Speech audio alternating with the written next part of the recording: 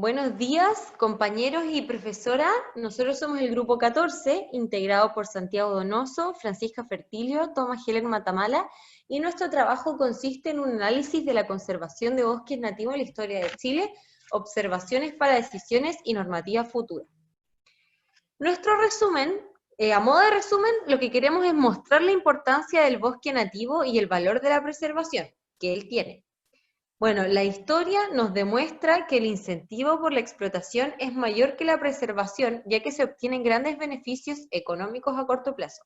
Entonces nosotros lo que queremos hacer es redefinir el beneficio económico que se tiene pasando de un corto plazo hacia un largo plazo, y por ende hacer que las decisiones sean técnicas y parciales y no políticas, porque las decisiones políticas pueden llevar a esto que es un beneficio económico en un corto plazo. Bueno, como introducción, la tarea que tienen nuestros bosques es fijar el CO2 atmosférico, dar hogar a diversos organismos, regular los flujos de agua, producir madera, semillas y entre otras cosas. La calidad de la madera que se encuentra en el territorio chileno, junto con la gran superficie de este recurso, lo hacen un tema muy atractivo para el desarrollo económico de nuestro país. Bueno, nosotros tenemos 17,7 millones de hectáreas cubiertas por bosque, lo que corresponde al 23,3% de la superficie total del país. Es una superficie bastante grande lo que cubren nuestros bosques. Donde de esos el 14,4 millones de hectáreas son de bosque nativo. Es decir, tenemos varias hectáreas de bosque nativo y ese era el problema, lo que se hacía era explotarlas sin ninguna preocupación, pensando en que había muchas especies de bosque nativo por explotar, y ahí entra el problema en dónde decidimos preservar o conservar para unas generaciones futuras y no deteriorarlos. Se dejó de explotar de tal manera debido al origen de la nueva normativa que hubo en nuestro país, junto con los cambios políticos, económicos y sociales que se han vivido desde 1900 hasta la actualidad. En 1925 se hicieron los primeros esfuerzos por regular el tema forestal en Chile. Se hizo la creación de la Ley de Bosques, que se dio a luz en 1931, y que es una primera regulación en cuanto a la tala de bosques, quemas controladas, plantaciones, roles y otros. En este trabajo se presenta un análisis de área forestal enfocado y dividido en distintos periodos en donde se hace una distinción entre lo que fue un cambio y otro debido a hitos importantes que sucedieron en las leyes y normativas para los bosques en nuestro país. En la actualidad se quiere forestar con pino radiata y eucalipto. Cabe destacar que los árboles nativos de nuestro país son araucarias, palmas chilenas, maitén, el ciprés, etcétera, entre muchos otros, y que lo que se está haciendo, que es una de las estrategias de la Corporación de Madera junto al Ministerio de Agricultura de reforestar con pino radiata y eucalipto, son especies exóticas. ¿Qué quiere decir exóticas? Que son incorporadas por el hombre en el ecosistema en el cual no existía de forma natural. O sea, se quiere reforestar con un tipo y una especie de árbol que no es de las nativas de nosotros. Bueno, en este gráfico se puede ver lo que mencionábamos anteriormente, que se deja de explotar de tal manera, dado a las nuevas normativas que se van a mencionar más adelante junto a mis compañeros, y acá mostramos la explotación indiscriminada del bosque nativo, que se ve un claro descenso a partir del 2000-2001 hacia la actualidad. Se muestra que eran muchas las millones de hectáreas que se explotaban hacia los años 95, 94, y eso es debido a la falta de una regulación y normativa seria que pudiese preservar y conservar nuestro medio ambiente. Uno de los aspectos a tener en consideración que es bastante importante es la distinción entre tala y poda. La tala es el área de bosque que es cortado por completo, que quiere decir que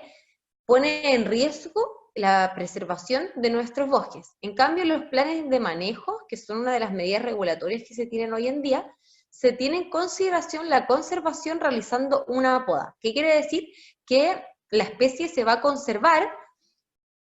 que es distinto preservar, porque se conserva, pero aún así se explota de cierta medida, pero de una medida en que se pueda volver a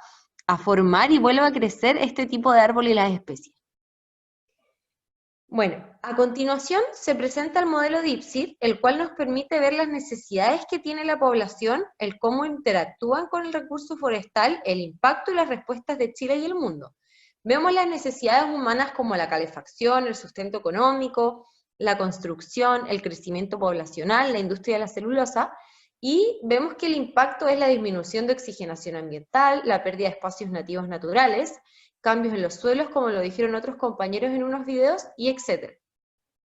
Estas necesidades humanas que hemos mostrado son suplidas por la utilización de los recursos forestales que nosotros disponemos en nuestro país y generan presiones en nuestros ecosistemas, como lo es el agotamiento de recursos forestales, las talas ilegales, la contaminación de ríos, erosión de suelos, un desequilibrio en los ecosistemas, exportación del recurso, y entre otras. Acá se puede ver en esta imagen la pérdida y fragmentación del bosque nativo en la cuenca del río Aysén durante el siglo XX. Lo que se muestra es la pérdida del bosque nativo, que si se dan cuenta en la parte derecha ya está un poco más blanco, quiere decir que está con menos superficie verde que muestra los bosques nativos. Según las fiscalizaciones de CONAF, desde el 2013 al 2019, las talas ilegales suman alrededor de 10.668 hectáreas de bosque nativo. No es menor.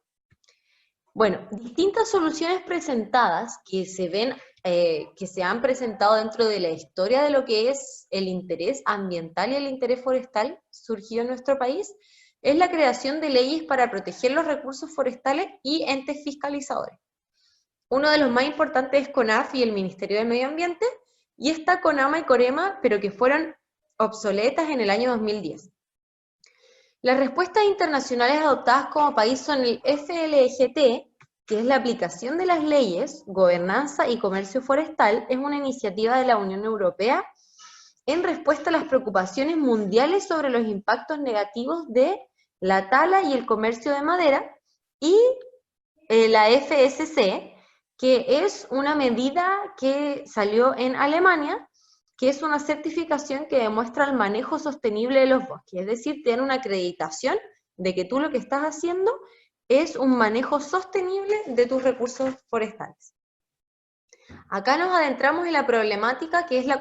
conservación versus el desarrollo económico, porque generalmente cuando se hace un análisis económico para ver la explotación, se ve más bien el tema económico a corto plazo y no se cuantifica bien lo que vale la conservación de nuestros bosques. Un caso importante para adentrar y mostrar sobre la mesa el problema que estamos teniendo es el Trillium con el proyecto Río Cóndor, en donde se pretendía explotar 250.000 hectáreas de bosque de la provincia de Magallanes, de las cuales 120.000 eran de bosque nativo, de ellas solo 103.000 eran explotables y el resto quedaría como preservación forestal. Este proyecto era de gran escala y fue frenado por políticos y organizaciones ambientales por falta de estudios y evidencia del impacto ambiental que iba a generar en la región. Este proyecto fue aprobado y desaprobado varias veces, entonces ahí entramos en uno de los mayores temas que nosotros vamos a plantear en nuestro estudio, es que existe una normativa actual, sí la existe, en la evaluación de proyectos que utilicen recursos naturales, pero el cuestionamiento corresponde a lo complejo de la valoración del bosque como ecosistema, en vez de la valoración económica, que al final ha sido un tema muy difícil de cuantificar. Bueno, ahora hablando un poco sobre la legislación y los principios de la política en Chile, la primera ley de ecología humana de Harding nos dice: no se puede hacer solo una cosa, lo que implica modestamente que haya al menos una consecuencia no deseada. Este es un primer indicio en la historia de la legislación, ya que se comienza a plantear que toda intervención genera una consecuencia negativa y hay que compensarla o contrarrestarla, donde el solo explotar el recurso no tiene sentido si es que no se considera el impacto global, por lo cual es importante un desarrollo multidisciplinario, el cual nos permite evaluar de una manera más acertada las consecuencias de cada proyecto. En la evaluación de proyectos, estas son las llamadas externalidades, las cuales pueden ser positivas o negativas. Para el caso de explotación de recursos naturales, estas tienden a ser negativas en lo ambiental y positivas en lo económico. Bueno, este tema de la legislación es muy importante a la hora de abordar las problemáticas ambientales, debido a que es donde se establece la norma para el desarrollo y explotación de los recursos, donde es importante considerar una visión a largo plazo. Para el caso de la conservación de bosques específicamente, un estudio de Franz Schmidhusen sobre la legislación forestal y ambiental menciona que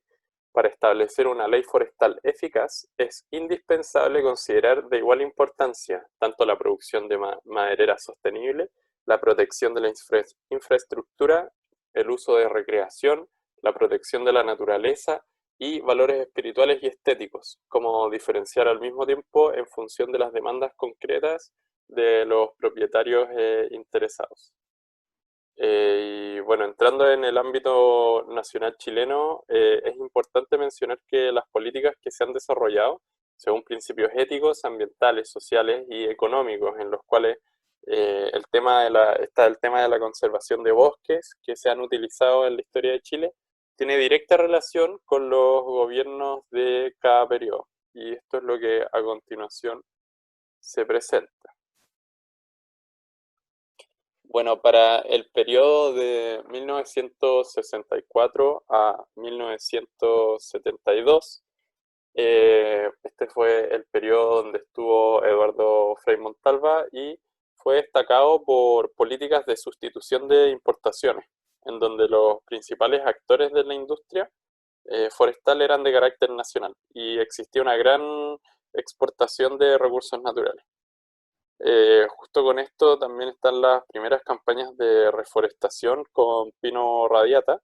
y además de la creación del Instituto Forestal y CONAF, el cual es un organismo regulador encargado de administrar la política forestal chilena y fomentar el desarrollo del sector, combatir incendios forestales, administrar áreas silvestres protegidas como parques y reservas nacionales.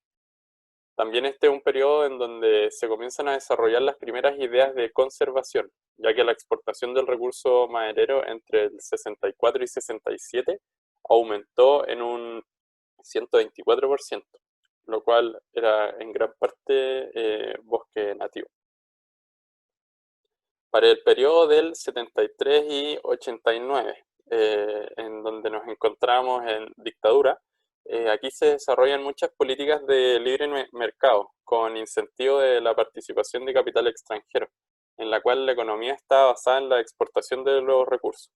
En este periodo se tenía una concepción de bosque nativo como propiedad pública, según menciona José Ignacio Leighton en Tendencia Forestal en Chile, en donde podemos ver cómo se entró en el dilema de la tragedia de los comunes, donde hubo un gran incentivo por utilizar este recurso, ya que hubo un gran fomento a la forestación, junto con el traspaso de las empresas al sector privado, lo cual produce un incentivo de que la explotación sea más eficiente, ya que se prioriza lo económico. Y es aquí donde se abre de manera internacional al mercado de astillas de bosque nativo, junto con el cambio del tipo de bosque a especies exóticas como el pino insignia, comenzando así a aumentar la preocupación por el bosque nativo, generando un descontento social y creación de los primeros movimientos ambientalistas por los bosques, que exigen mayor protección. En este periodo se crea el Sistema Nacional de Áreas Silvestres, la Comisión Nacional de Ecología y Legislativa del Medio Ambiente también.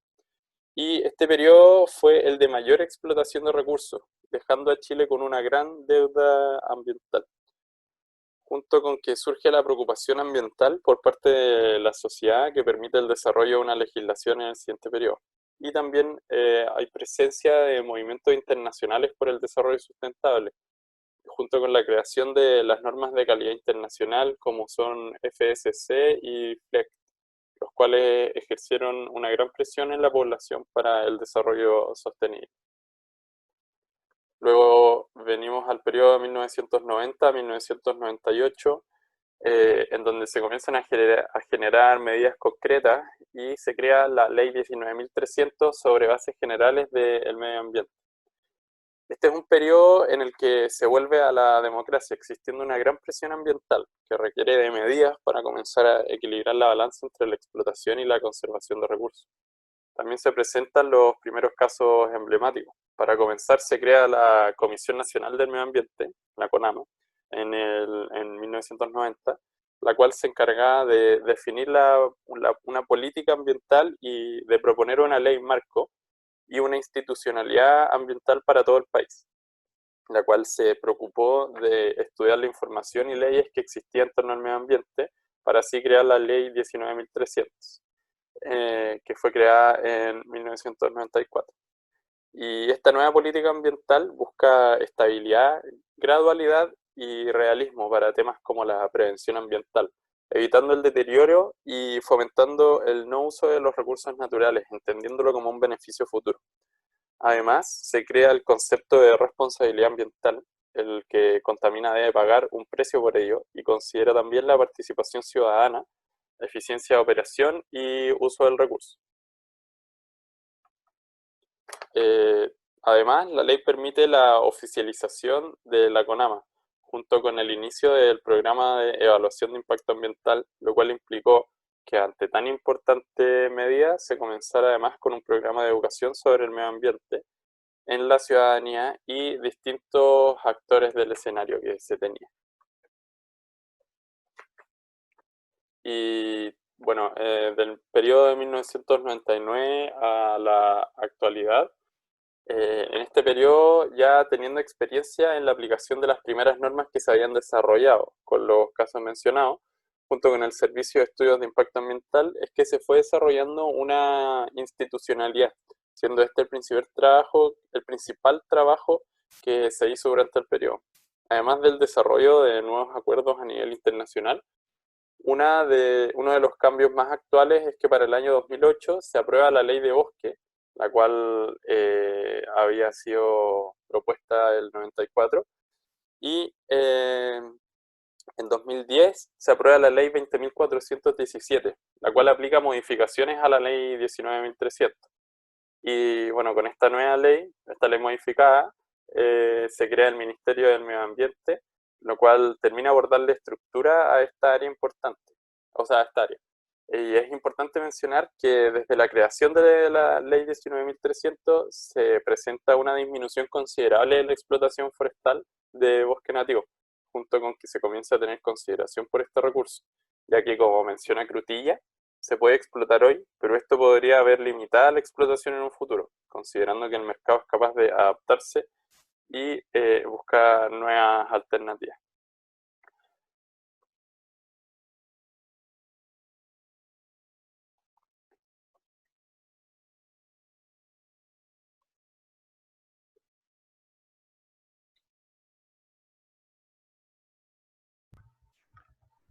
En el ámbito internacional, la mayoría de las leyes relacionadas con los bosques surgen posterior a la Cumbre de Río de 1992. Es así como también se puede interpretar que a medida que más países van incorporando leyes de preservación y conservación, esto se vuelve de interés global. Como ejemplo, tenemos a Finlandia, país con mayor densidad forestal, 4 hectáreas por persona, en donde existen múltiples propietarios, siendo personas privadas y familias poseedoras de un 63,1% de los bosques, un 8,8% pertenece a empresas forestales, un 23,7% al Estado, mientras que un 4,4% a otros. Esto permite reducir los conflictos ambientales, donde además se debe permitir el libre acceso a estas áreas siempre y cuando se conserve el estado en que están. En cuanto a la institucionalidad y actores, tenemos 3 principales instituciones en el ámbito ambiental, que es donde se encuentra el tema forestal. El Ministerio de Medio Ambiente colabora con el presidente en el diseño y aplicación de políticas, planes y programas de materia ambiental, promoviendo el desarrollo sustentable. Por otro lado, la Superintendencia de Medio Ambiente, a la cual le corresponde de forma exclusiva ejecutar, organizar y coordinar el seguimiento y fiscalización de las resoluciones de calidad ambiental, de las medidas de los planes de prevención y o descontaminación ambiental, del contenido de las normas de calidad ambiental y normas de emisión, y de los planes de manejo cuando corresponda,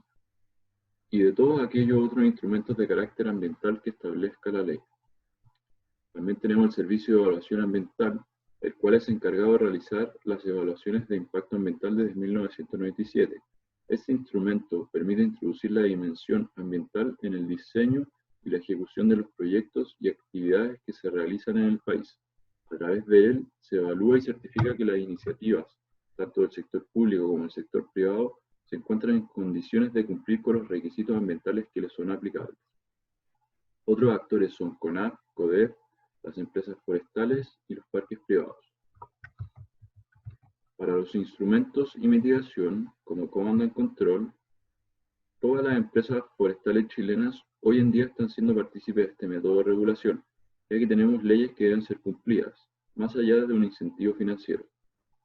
sino solo por seguir la norma de calidad ambiental, como lo son la obligatoriedad de los planes de manejo para los proyectos.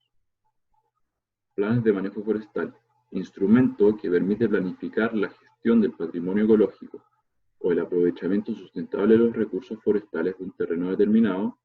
resguardando la calidad de las aguas y evitando el deterioro de los suelos. Es CONAF quien se encarga de aprobar estos planes de manejo para toda acción de corta de bosque nativo. Además, puede rechazarlos si no cumple con los requisitos establecidos en la ley. El CIA también deberá considerar un plan de manejo ambiental para los estudios de impacto ambiental de todos los proyectos que se presenten por la vía legal. Luego, como impuestos, para los desarrollos agrícolas, estos deben pagar un impuesto territorial, el cual incluye a las empresas forestales, pero estas, debido al decreto de ley 701, están exentas de este pago si cuentan con los respectivos planes de manejo. Este decreto se ha revalidado en varias ocasiones. Como discusión general, actualmente la mayor amenaza al bosque nativo corresponde a incendios forestales y talas ilegales. Para el caso de los incendios forestales, estos corresponden en más de un 99% a causas antropogénicas. Luego, si consideramos 10 hectáreas de reemplazo de bosque nativo al utilizar especies exóticas, se tendrá una disminución de entre un 3 a un 6% de la disponibilidad hídrica, mientras que al utilizar especies nativas se tiene un aumento de entre un 2 a un 4,5% de la disponibilidad hídrica, según un estudio de la Universidad de Chile. Es así como proponemos que para el desarrollo de nuevas normativas se deben tener en cuenta los objetivos de tener un ambiente limpio y hacer un buen uso de los recursos, es decir, encontrar el equilibrio para conservar. Análisis que actualmente se hace a través del estudio de costo-beneficio, el cual se debe realizar de manera exhaustiva para que realmente refleje el valor del bosque nativo. Otros aspectos importantes a considerar es la imparcialidad que debe existir para la aprobación y multas en este ámbito, ya que se puede ver en los casos de ejemplo que existen ocasiones en que debido al poder económico que tienen los representantes de los proyectos, estos son aprobados sin haber cumplido todas las exigencias, dándose casos en los que se aprueba con observaciones, lo cual no es la función del CIA, ya que un proyecto se debe aprobar o rechazar si es que no cumple en algún aspecto. Es aquí donde planteamos que los proyectos aprobados con observaciones sean rechazados hasta que se considere que han sido tomados en cuenta todos los aspectos ambientales y ecológicos para que sea viable, y este sea presentado como un nuevo proyecto ante el CIA para evitar aprobar proyectos por insistencia. Para finalizar, podemos ver lo importante que es darle importancia y valor al bosque nativo y lo que puede entregar más allá de un aspecto económico, siendo zonas adaptadas a los climas locales que además interactúan con un gran número de especies de flora y fauna, entregando así una gran belleza escénica, siendo lugares a los cuales las personas buscan ir y visitar. Si es que se vive en la ciudad, incluso son considerados como imprescindibles para desconectarse. Estos, si son monocultivos exóticos, no producen el mismo aspecto, ya que al no ser una especie local, no se presenta mayor belleza o interacción con otras especies. El beneficio que presentan es que en caso de que se reforeste o no, es mejor que se haga, debido a que controla la erosión de los suelos. Pero esto también lo cumplen las especies nativas, siendo incluso capaces de regenerar hábitats y ecosistemas que se vieron afectados. Muchas gracias.